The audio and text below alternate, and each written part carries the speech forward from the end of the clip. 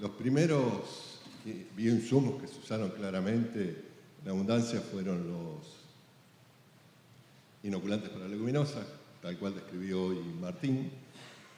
Y gran parte de eso se debe a que hubo introducción de leguminosas tanto para pasturas, para forrajes, para alimentos, se cambió de hábitat, salieron de los lugares nativos y se fueron a otros ambientes.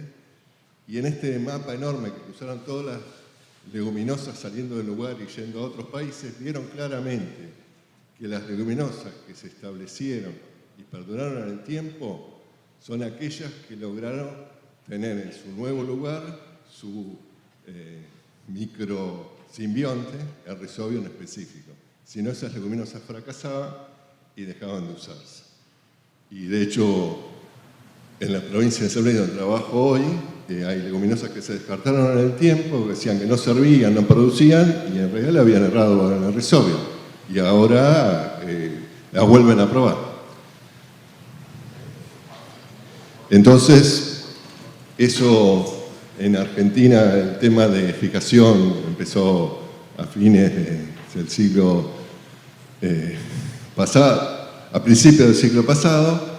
Ya había en algunos países, como sobre todo en Estados Unidos, los primeros inoculantes, y un grupo muy interesante en la provincia de Santa Fe, perteneciente al Ministerio de Agricultura, donde estaba el ingeniero Gil, a ver si, bueno, es este que está acá, es este ingeniero Enrique Gil,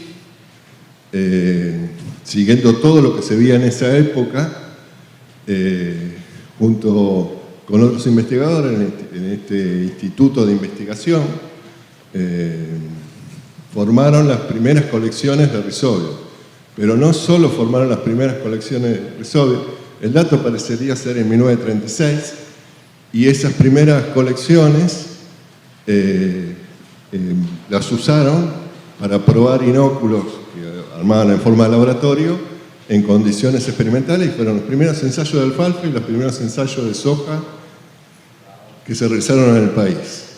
Bueno, este ingeniero Gil fue, digamos, con sus inóculos y sus cepas, fue cambiando de lugar de trabajo, los llevó a la Universidad de Mendoza, fue uno de los primeros también que trabajó y mencionó en algún artículo con tricoderma, o sea, no solo trabajaba con Rhizobium, era microbiólogo de alma, pero le gustaba mucho la parte aplicada, colaboró en el desarrollo de alfalfa. Alfalfa era el cultivo leguminoso más importante de esa época. Después pasó al Ministerio de Agricultura de la Nación y cuando fundó el INTA fue el director del Instituto de Microbiología Aplicada e Industrial, lo que es hoy IMISA. O sea que los primeros bioinsumos fueron inoculantes. Bueno, acá se ve algunos de los ensayos, que hoy son varias zonas de Santa Fe.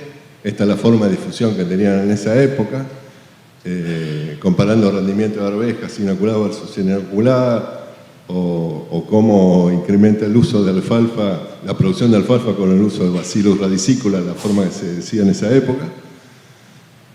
También hacía difusión, distribuían inoculantes en forma de fomento, tenían manuales técnicos cuando entregaban ese inoculante, inclusive son los primeros registros que yo vi del uso de inoculantes con otros componentes para asegurar la inoculación, como el peleteado, el agregado de adhesivos, el agregado de polvo de recubrimiento. Y después, bueno, del grupo inicial de IMISA, los que continuaron, los que yo más recuerdo, o otros, bueno, es el ingeniero Juan Cancio Pacheco Basurco, que se recorrió el país haciendo ensayos de leguminosas de todo tipo.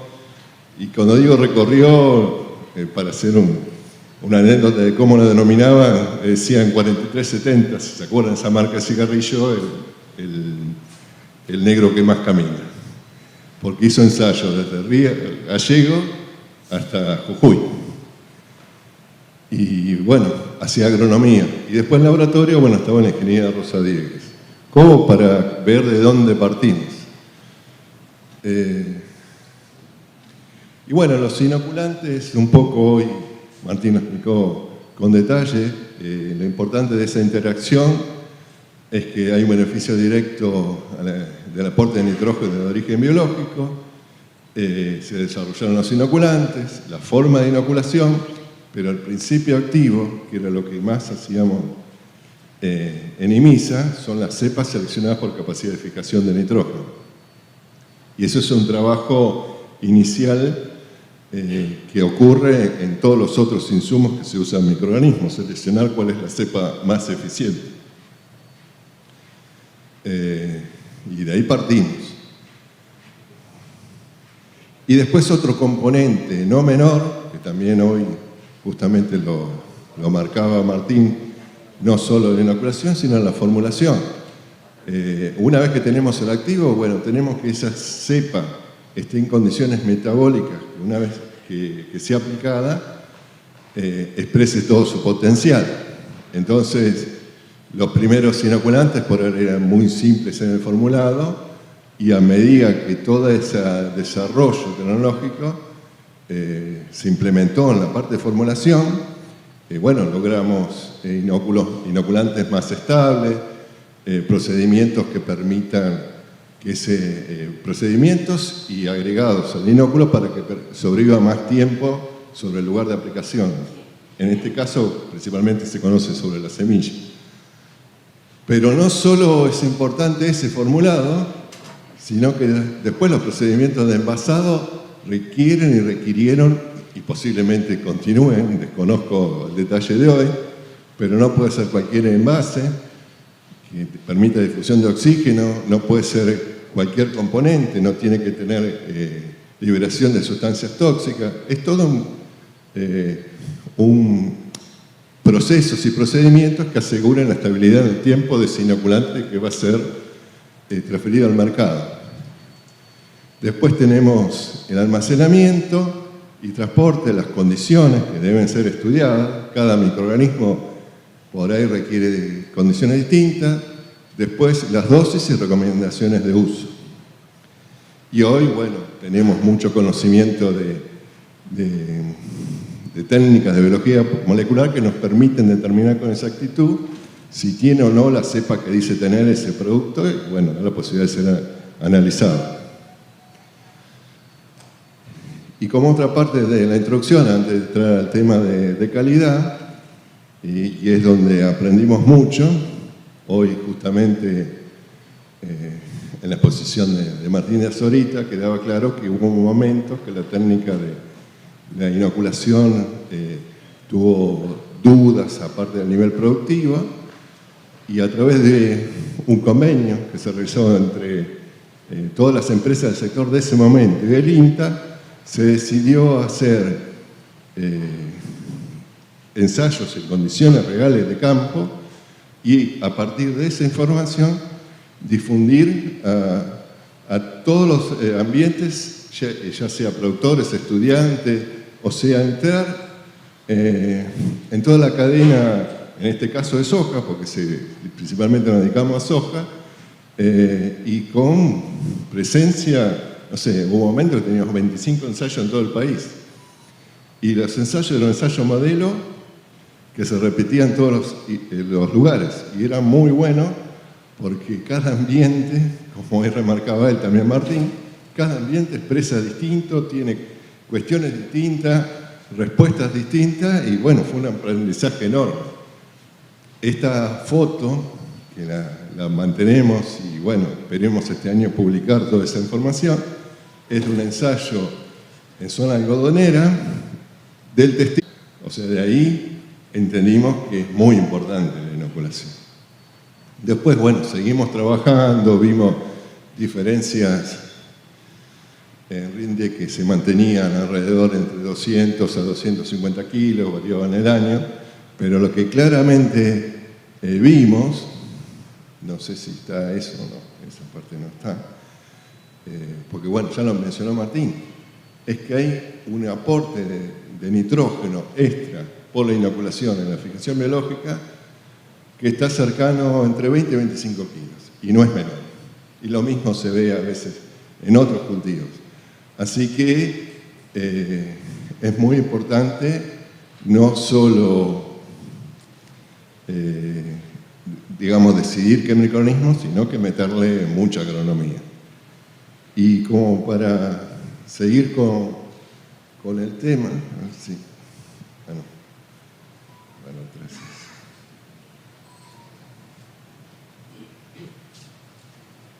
No quiero ir para atrás y me parece que se lo veo. Pasa que tenés que apuntar a la compu para que...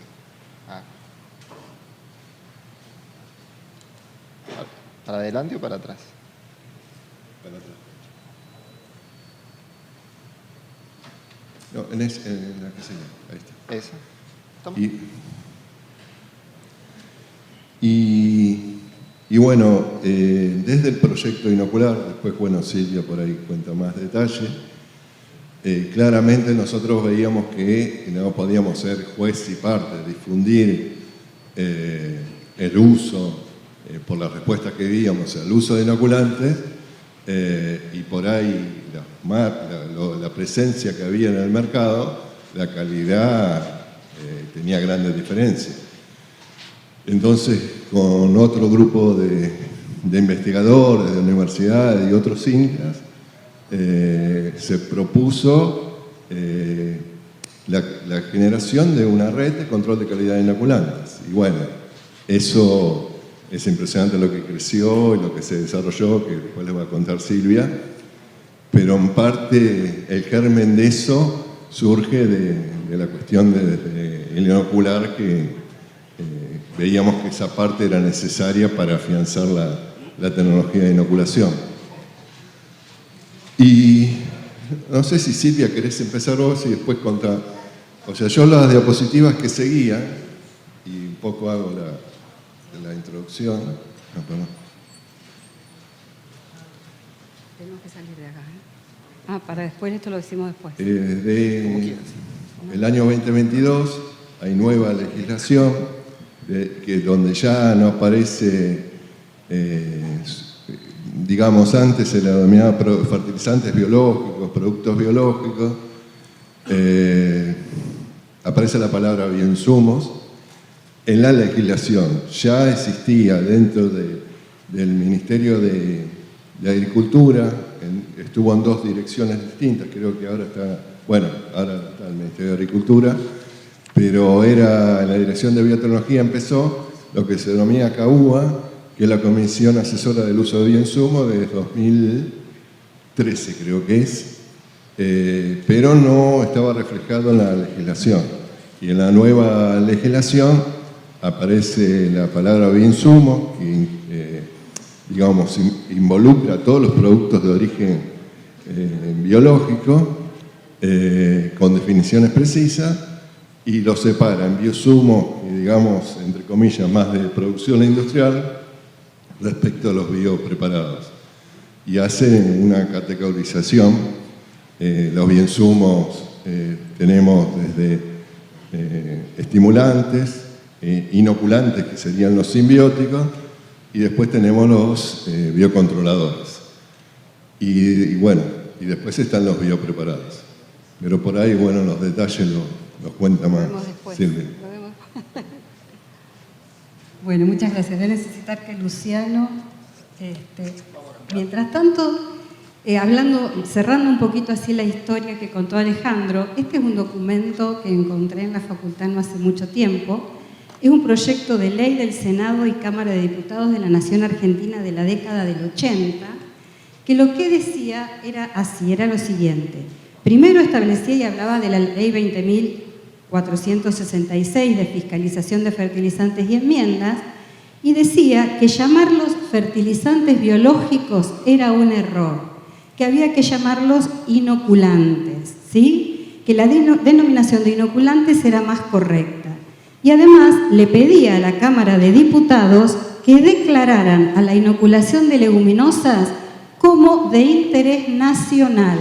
Es decir, le pide que declare a la inoculación de leguminosas de interés nacional, procurando establecer los mecanismos que permitan promocionar, difundir y extender el uso premiando los valores de proteína como en otras partes del mundo. Recién en la ley, que vamos a ver después cuando hablemos de la 1003 y de la 1004, se introduce el concepto de inoculantes. Y esto ya se pedía en la década del 80. Bueno, en base a lo que... Podés usar este ahora. a ver, o capaz que uso esto. Como quieras, yo creo que tenés el puntero ahí, digamos, podés ir pasando. Si bueno, dale. Bueno, entonces yo voy a hablar de la red de control de calidad de inoculantes. Voy a pasar, porque ya de la historia hablaron, pero sí me voy a referir, digamos, aquí a esto. Nosotros estaba la ley del 94 y como Red CAI empezamos a trabajar en el marco de esa ley. Ahora les voy a decir por qué nos empezamos a constituir en Red CAI. Luego seguimos con las del 2011, seguíamos hablando de fertilizantes biológicos. Bueno, y hoy seguimos trabajando en la Red CAI ya en el marco de la 1003 y de la 1004. Bueno, en el año 2005, precisamente por lo que les contó Alejandro, y porque muchas entidades públicas, bueno, las empresas por su lado, pero muchas facultades, muchos laboratorios de microbiología, establecíamos un servicio a terceros, ¿sí?, para la evaluación de los inoculantes porque la calidad era muy diferente y no había referencias ni protocolos que tuviéramos. Si bien teníamos referencias de protocolos y todos recurríamos al INTA de Castelar, no habíamos trabajado en consenso. Entonces, por iniciativa de Alejandro, reúne un grupo de profesionales del sector público y privado que trabajábamos en lo que era desarrollo, producción, investigación y servicio a terceros. Nuestra misión fue crear ese espacio que primero fue en el INTA de Castelar y luego hasta el día de hoy estamos en la Asociación Argentina de Microbiología y justamente lo primero que hicimos fue definir dos términos. Uno, el de calidad, y decidimos llamarla la totalidad de parámetros que debe reunir un producto para cumplir con el fin para el que fue fabricado. Para eso nos lo traían a los laboratorios de servicio y para eso también trabajaban las empresas. Y definimos inoculantes. Si bien en la reglamentación hablaba de fertilizantes biológicos, considerábamos que teníamos que definir inoculante. Y lo definimos como productos formulados con microorganismos viables, benéficos, seleccionados para favorecer la nutrición y promover el crecimiento de las plantas. Trabajamos con distintos objetivos. El primero fue establecer una red de laboratorio. Primero fuimos 10, que constituimos la comisión coordinadora. A los 2 años éramos 24 y hoy somos 70 integrantes ya de la Red CAI del ámbito público y privado.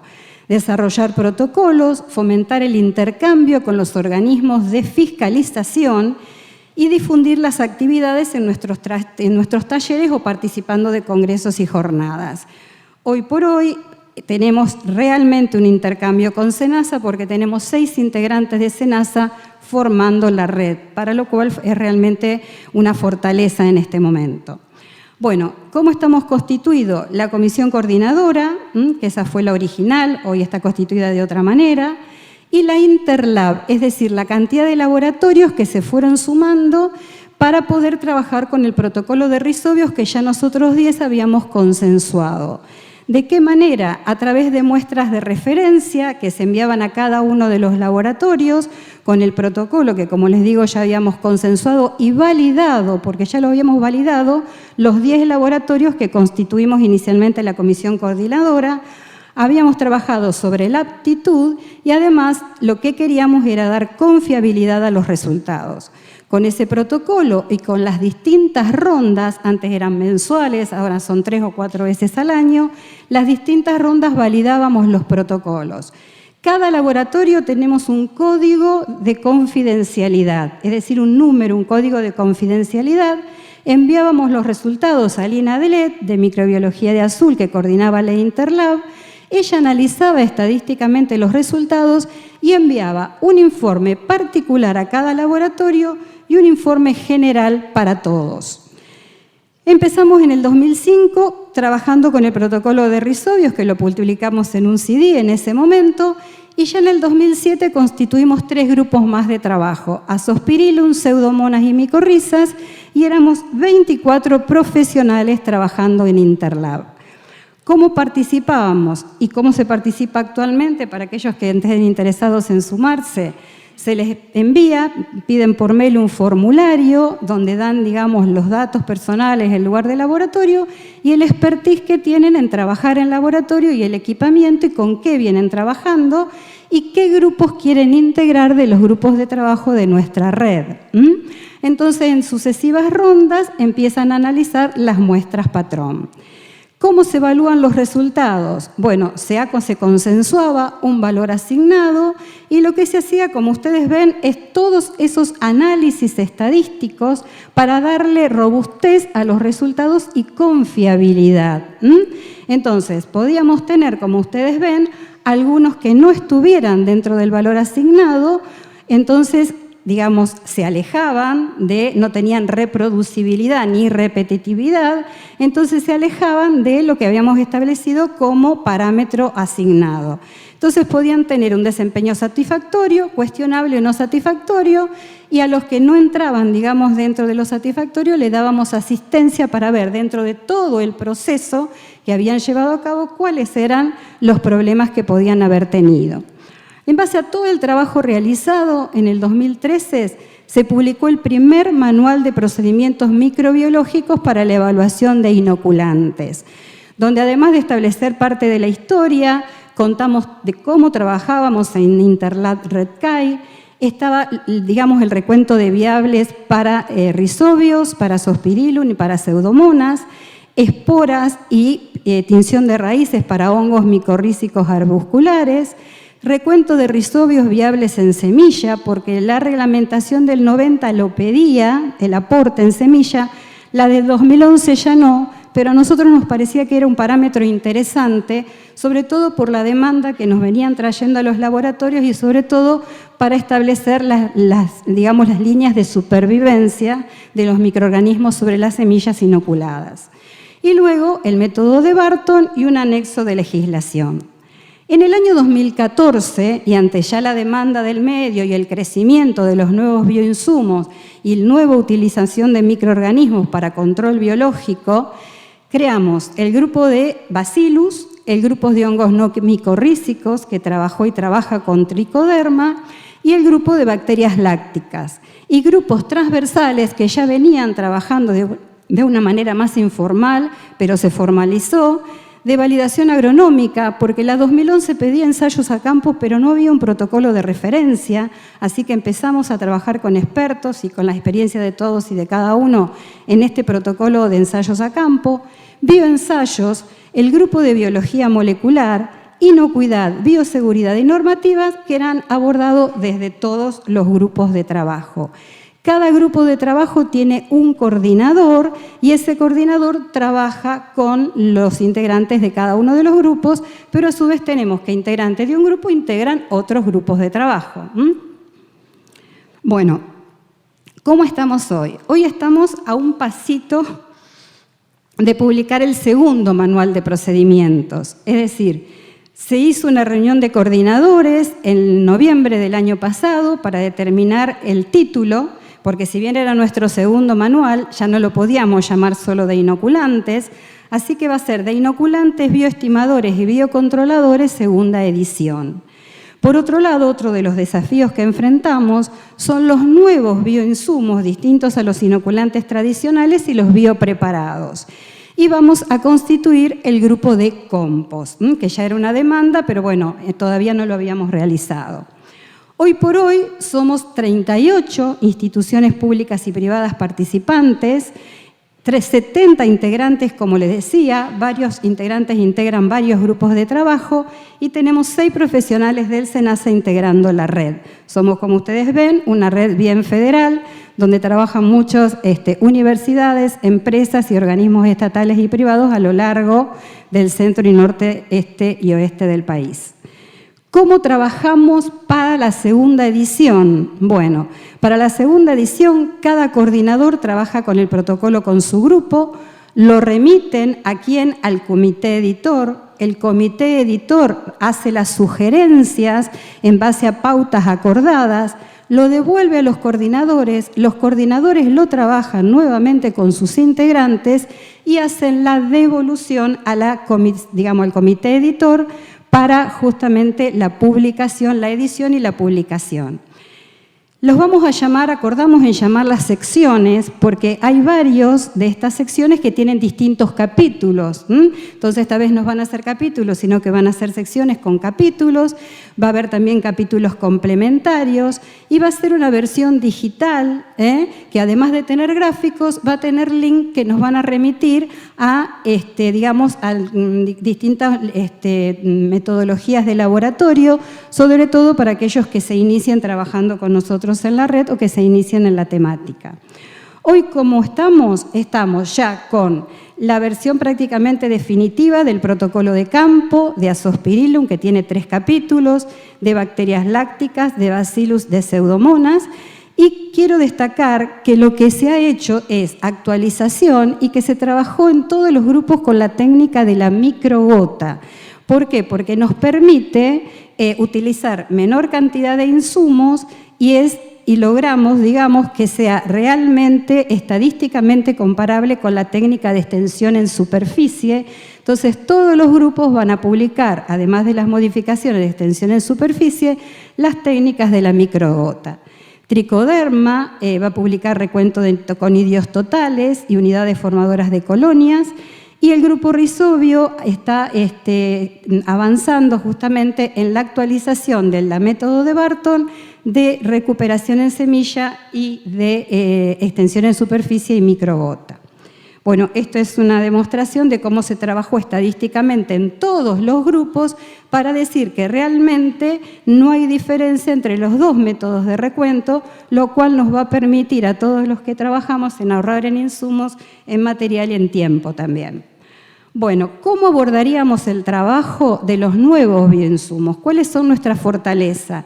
Por un lado, la experiencia de todos y de cada uno en este trabajo durante los años que pasaron y las publicaciones realizadas. Hicimos trabajos y publicaciones en laboratorio, en condiciones controladas y en campo. Conocemos, como profesionales del medio, la metodología. Tenemos integrantes del SENASA con el cual estamos interactuando permanentemente.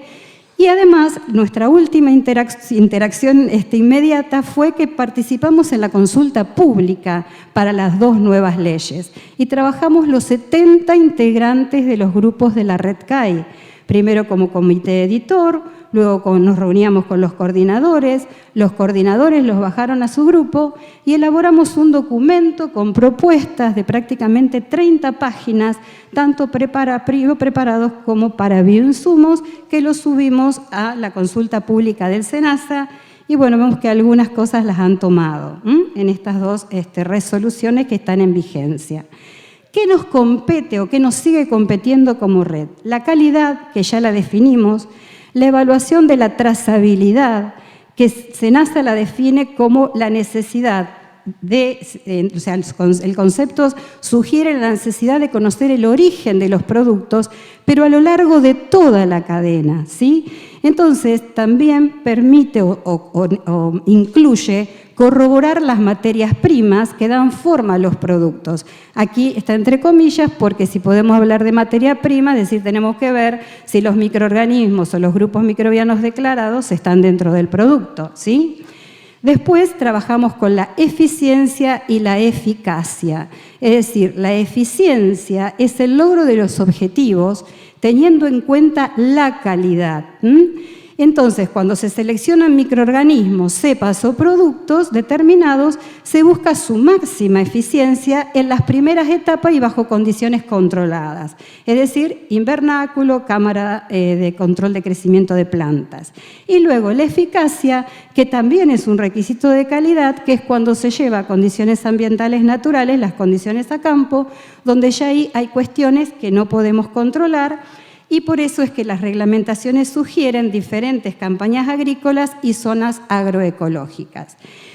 Otra de las cuestiones que nos compete como red de calidad de bioinsumos, inoculantes y demás, es la inocuidad. Y hoy por hoy estamos trabajando mucho en el tema inocuidad.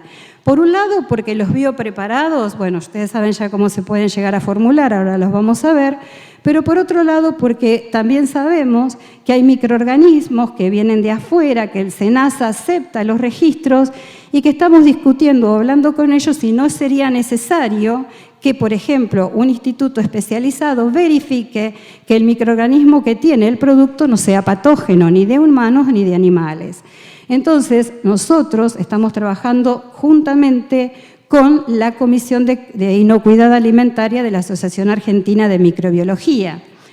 Bueno, y estos, en el caso de los bioinsumos, la ley 1004, la nueva, pide esta concentración de Salmonella y de Escherichia y otros microorganismos para bioinsumos, no lo pide para biopreparados, ¿sí? La sugerencia de la RedCai fue que fuera para ambos.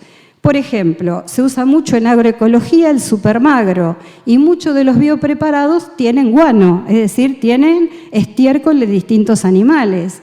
Entonces, no hay seguridad de qué pasa cuando uno lo esté utilizando y si no hay Salmonella, Shigella o alguna Escherichia coli.